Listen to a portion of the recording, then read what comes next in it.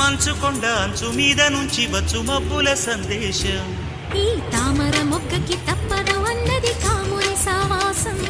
Hi హంసరెక్క పక్కాది తాళమేసి పలికెను ఆహ్వానం. ఈ అచ్చట ముచ్చట ఇచ్చట తీరగా హెచ్చెను హేమంతం. ప్రియమగు ప్రియురాల చంపకు విరహాల విరిసిన పరువాల పిలిచెను మధుబాల. రేగే అందాలే వేసే పూపల్ధాలే. మధురం మధురం సాగే సరాగం మనసా వాచా. కుంకుమ పూల తోటలో కులికే ఓ కుమారి. శంఖములు దిన ప్రేమకి చేశా మది